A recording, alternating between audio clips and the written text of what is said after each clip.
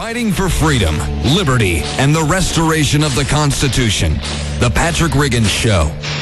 Call in now at 865-243-8255. That's 243-TALK. And now your host, Patrick Riggins. You are listening to the Patrick Riggins Show. We are still the one.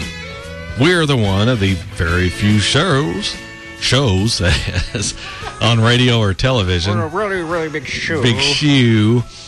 We're the only ones consistently arguing for less government in all areas of society.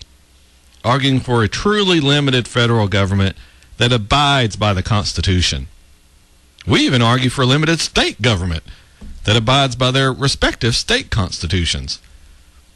I really can't think of any of them that really do either, but but I will be here on the Patrick Riggins Show, where we fight for freedom, liberty, and the restoration of the Constitution, as Shine says at the first of this show every announcement, pretty much. You know, sometimes it's a lonely fight. Sometimes it's a hard fight. But it is always a worthy fight and an honorable fight. Now, I have this radio show, and we'll lead the way if we have to, working to convert all of the brainwashed people out there in Never Never Land to the idea of a government bound by the Constitution and answerable to all the people, not corporate donors, not to the minority that screams out enough, but to everyone. Of course, this will involve you listening to this show.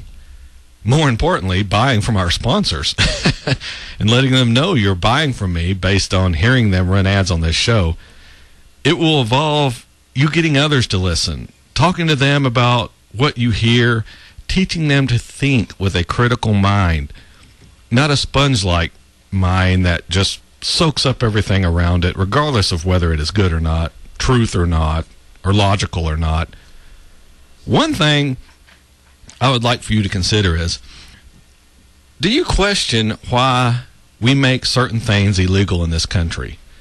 Making something illegal is the same as attempting to deprive you of that thing or from engaging in that behavior. Ultimately, the government depriving you of things is saying it doesn't trust you to have self-control. Making drugs illegal. The government doesn't trust you to have self-control over your life, over whether you go use decisions to use drugs or not. And since you cannot be trusted to make that correct decision, it makes it for you. You can't have a certain type of gun because you cannot be trusted to not go crazy with it. That, and the government doesn't want an armed population that can defend itself against tyranny. Oh, why do we have speed limits? Government doesn't trust you to drive safely. You won't drive within your limits. You're going to go crazy and endanger everyone else on the road. Never mind, you could do that right now. Nothing is really stopping you. But you aren't going to drive like the government says you should. Otherwise, it wouldn't be a speed limit. It'd be a speed advisory. This all falls under the fact that you cannot take care of yourself.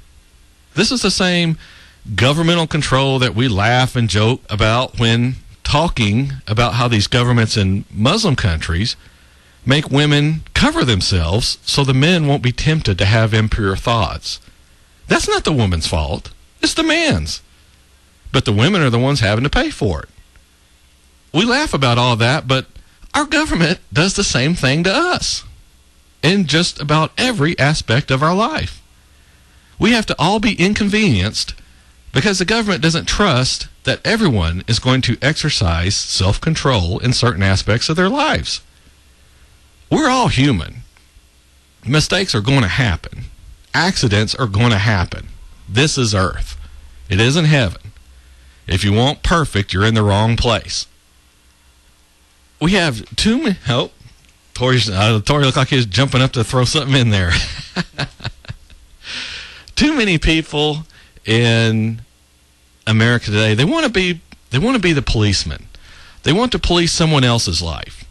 What they're doing. Most major religions warn humans about this, about gossiping, about being nosy or a busybody.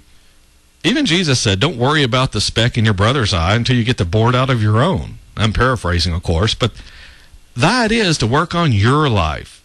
Worry about your life. When you get it cleaned up and perfect, then you can worry about someone else's. Here's a hint, though. You won't ever be perfect, and neither will your life. So you probably won't ever get the chance to worry about someone else's life. Just look at what people do on the road. This is one of my pet peeves, of course. People are outright rude on the road. They intentionally get in someone's way. They'll cut others off on purpose. They're purposely trying to be an impediment in another person's life. Now, why is that? The interesting thing is these same people get all bent out of shape if that same rudeness is returned to them. Or even worse, if they're trying to cut you off, you make it around them. They're trying to be in your way and you get around them, then they'll start honking and blinking their lights and flipping you off, all because you are no longer being bound by their actions. Somehow you did something. Like, I'm walking along a trail in the woods and come to a rock. If I step over it, the rock flips me off. But if I trip over it, the rock is happy. What kind of psychosis is that? The same idea just permeates our society. I don't have to respect you. I don't have to be nice to you, but you dang sure you better respect me and be nice to me, no matter what behavior I'm exhibiting. I don't want to work. I don't want to earn money. I don't want to be responsible. But don't you dare question the validity of the concept that you have to support me, but I don't have to support you. If you question that logic, you're a racist. Even though all races are hooked on the government dole, all colors of people are taking money from the government, which means you and me. Since government only has the money it takes from someone else, either through direct taxation or devaluing the dollar through the excessive printing of them.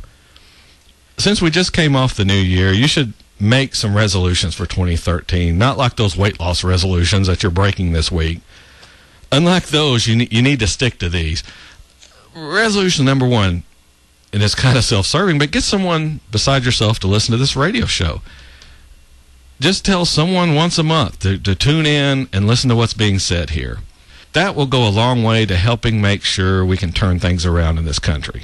It's a numbers game. 1 or 2 people wanting to make things better isn't enough. But start talking to the people you know. Start talking to them about what is happening to this country. You don't have to preach to them. That's my job on this radio show. Yeah. No, but you don't have to preach to them. Just explain how freedom and liberty is something every person yearns for or should be yearning for. In talking to people, you're going to find a lot of people, and I would go so far as to say most people, they're scared of freedom. They're used to having government provide this societal safety net. All you need to do is to explain to them that society took care of everyone before government decided that it was its job to do. Look at how churches and other civic organizations used to flourish in this country. Just about everyone was a member of a church, or if they didn't believe in Christianity or didn't want to attend church, they were involved with some local civic group. They were helping others in their community that needed help. That's what Americans have always done, helped each other. But when the government started butting in, then people started butting out. Look at these churches and civic groups now. They're withering on the vine for lack of participation. Real quick before we go to the break, another resolution I would do is that stay out of other people's business. Let other people do their thing and you do yours. That's not to say you shouldn't help others through private charity if they need it. But we should take care of the less fortunate of our society. Notice I said less fortunate, not the lazy. And private charity is one of the best ways to do that. Government, when we started down that road, it's just like the classic phrase, government screws up everything they put their hands into. So a good resolution is just allow others to do what they want to do and you do what you want to do. And what I want to do right now is go to a break. How's that for a segue, Tori? Beautiful. Beautiful. We'll go to a break and we'll come back and I'll have, let's see, I may have resolution number 3 and we'll wrap all this up on the show this week. How's that sound, Tori? Sounds good. Sounds good. This is Patrick Riggins with The Patrick Riggins Show. By the pale afternoon